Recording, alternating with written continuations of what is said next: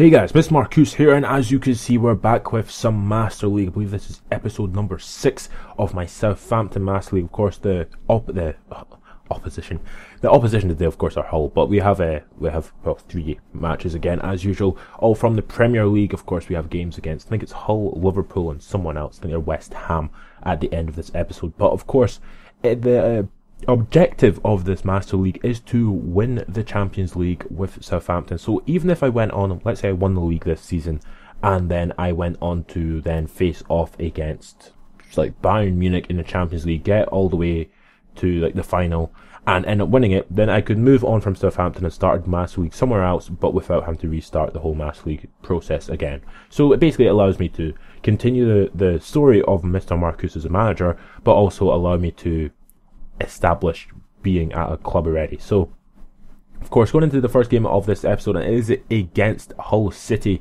of course, with Abel Hernandez and El Mohammadi and players like that, and of course big bloody Tom Huddleston in that midfield. He's he's not a legend or anything, he's just a really good player in this game. I really enjoy playing using Tom Huddleston because of his physique. For whatever reason, he's just ridiculously strong on the ball, and it's just ridiculous. But in the 10th minute of the match here, Klein with a cross into the box, J. Rodriguez basically jumps up for the header and doesn't really get anywhere with it. But in the 29th minute of the match here, Wanyama with a crazy ass tackle on one of the defenders for Hull.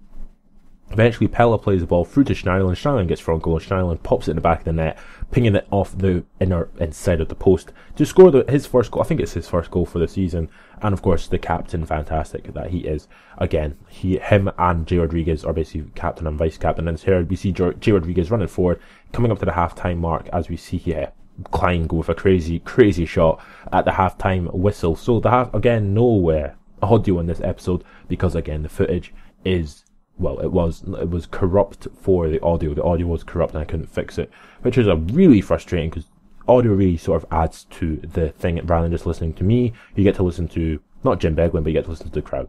So in the 55th minute here, as we see Brady get through on goal here, really poor defending from me, and Brady ends up scoring past Fraser Forster to make it 1-1 in the second half of the game between Hull and Southampton. Of course, we want to try our hardest and win games like this. Of course, Hull are quite a good side when it comes to actually, in terms of actually playing well. But in the 65th minute here, J. Rodriguez again running down this left-hand side, gets a shot away, and it's very fortunately pinged behind and into the back of the net by Hukan Hyun, I think his name is, or Huka Chui, who must have been bought from Southampton, from Hull City. And in the last minutes of the match here, Abel Hernandez gets thrown goal, gets a shot with it. It's a really good save from Fraser Forster, who probably deserves the man of the match just because of that.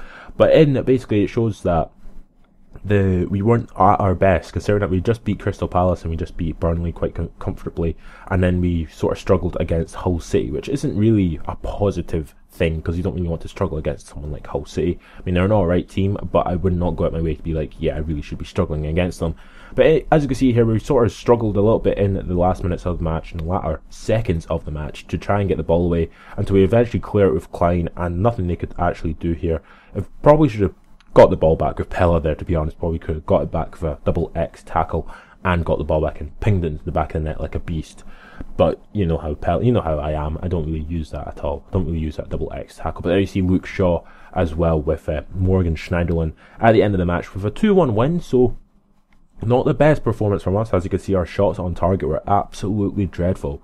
We only had 3 shots on target from 10 attempts, and Nathaniel Klein got the man of the match. So that sort of says everything. Like I said before in the last episode, when you win a match and one of your defenders is the man of the match, it sort of says everything about how good your match was. But in a game against Liverpool here in the second match of this episode, we had to make some 2 changes. So Tadic and Schneiderlin were both out, and we ended up bringing in Wanyama and Thomas Rosicky. Of course, J. Rodriguez became the captain, because Schneiderlin is not the captain he's not the captain for the game because he's on the bench. Well, not even on the bench, he's basically out of the squad because of his form. But as you see here, we always do a mark setting thing whenever you play against someone who is probably going to be better than you. It's something which a lot of people don't do in PES online and offline. Offline, I don't do it that much. I only do it against the likes when I face Liverpool or Manchester United or Arsenal or Chelsea. But online, I basically do it every single time if I know the person has better players than me. So, for example, if I play a game online with, like, Marseille versus whoever, I will always mark, if let's say it's Real Madrid, because it's probably going to be Real Madrid, I always mark Cristiano Ronaldo. It doesn't always stop them, but it does help. Offline, it doesn't really help that much, but it does allow you to cordon off players. So for example, if you know that Wanyama is marking Raheem Sterling, like he is in this match, then you know when Raheem Sterling gets the ball, Wanyama will be right next to him, and if you select Wanyama, you might be able to get the ball back, but you know for a fact that when you are defending and you pick Wanyama, don't pick him if Sterling's not on the ball, because then he'll stay with Sterling. It's fundamental marking. It's fundamental defending, to be honest. But coming up to literally this game was the hardest game of the season I've had so far, saying a lot, when Coutinho gets thrown a goal and ends up popping it into the back of the net in the first half, right at the end of the first half, and they didn't deserve it at all. The game wasn't particularly entertaining, hence why there's not a lot of highlights for the first half anyway, because basically all Liverpool did was defend. They had a counter-attack there, as you saw, basically at the end of the first half, and scored from it. But apart from that, nothing else had really happened in that first half. I mean, as you can see there, we dominated on possession. We had 5 shots, only 2 on target. They had 2 shots, 2 on target. I mean, it says a lot. But coming straight from that point, from their kickoff, they get the ball through to Raheem Sterling. I am hacking him. I didn't mean to hack him, because I didn't think he would do some stupid trick skill to try and get away from me. And all the while gets a yellow card, a penalty to Liverpool at the start of the second half to put more pressure on me. And if that hadn't happened, it would have probably been a lot of a different sort of game. Of course, him doing a stupid move sort of put me off completely. Of course, Mario Balotelli taking the penalty. Balotelli does not miss penalties, and he does not miss this penalty at all. He hits it right down the middle, with me diving to my bottom left. I always usually dive to the bottom left. I'm not really sure why, I just think it's in my sort of thing. Anyway, Balotelli scoring, him doing a stupid celebration, Fraser Forster going mental, as we expect, and then we go all the way to the last minutes of the match here. We have Joel Campbell running down the right hand side, gets a shot away, a good save from, I think it's Tim Howard in goal for Liverpool, which is really weird considering that he was a former Everton player, but what am I going to say? Anyway, with that being said, literally comes, like, not much happened in this game which was positive at all. As you see Gardos here going flying in with a tackle. Gardos played quite well, Alderweireld not doing as good as he possibly should have been doing, as basically the whole team in general was not that good. The team should have probably been better. We probably would have had a better opportunity to actually beat Liverpool, but of course, knowing me, as I usually am, I'm not that good when I'm under pressure. No, that's a lie. I do quite well under pressure. It's just basically this game in particular, Liverpool were better than me, and I had an off day. So, Liverpool won 2-0 at our home stadium, so basically we're getting beat at home by Liverpool, which isn't really good at all, because of course their team isn't that good defensive wise, they're not really that good. Again, as you see, we did dominate on possession. We had 9 shots, 5 on target. They had 6 shots, 5 on target, and of course their man of the match was Sacco, which says everything. Tim Howard got 7.0 as well, like Balotelli and Sturridge only got 6.5 and 6.0 respectively. But into the final episode, what the hell is wrong with me? The final match of this episode, and it's against West Ham United. It's away from home, of course. Big Andy Carroll, of course, playing for West Ham, as well as the likes of Amal Fultano and Stuart Downing. And for some reason, they're not playing, what's his name? Sacco and the other one. I'm not really sure where the other one's got, but for whatever reason, that's just weird. But of course, we're playing in our blue kit, away from home kit, and of course they're playing in their home kit. Of course, this is meant to be at the bowling ground, which is, for whatever reason, they've called it the bowling ground, but I call it the bowling ground. It's actually Upton Park.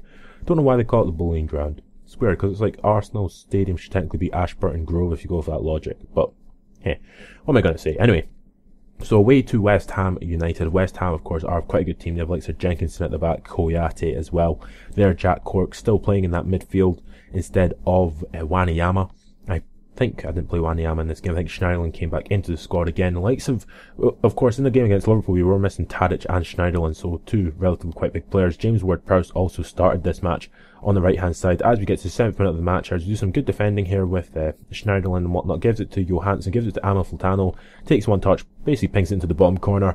Absolutely a crazy goal, and we're down 1-0 after about 10 minutes, which was not very good, considering that, of course, we just got beat by a team, and we probably wanted to try our best to maybe not get beat again. But into the 16th minute here, as Stuart Downing has a shot, it's a good save from Fraser Forster. Of course, Fraser Forster, probably one of the better goalkeepers in the Premier League in this game in particular. Well, you only have like 4 or 5 players even better than him. But in the 34th minute here, Pella ends up scoring a very, very, very cut backish goal after I do some good work with Tadic down the left hand side. And it was going all right until the half-time mark, where Amalfitano again gets another shot.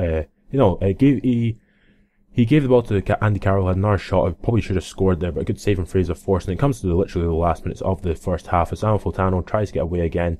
Can't get away. Stuart Downing eventually should have taken a shot here for whatever reason. Gave it to Amalfitano, who again pops it right into the bottom corner. He scored from in the first 5 minutes of the match for him to basically score it in the last 5 minutes of the first half. So Amalfitano with 2 goals for West Ham United as we go into the half-time with a defeat, basically. Well, at the current moment, a defeat, which is quite poor considering they're West Ham United, and they're an alright team. Actually, I do enjoy actually watching them in real life, but in the game they played a lot of long balls up to Andy Carroll, and I just could not cope with it, which was really frustrating because we have quite a big player ourselves. We have quite a lot of big players, but again, Jack Cork not doing really his job in midfield, stopping the likes of Amalfitano and whatnot.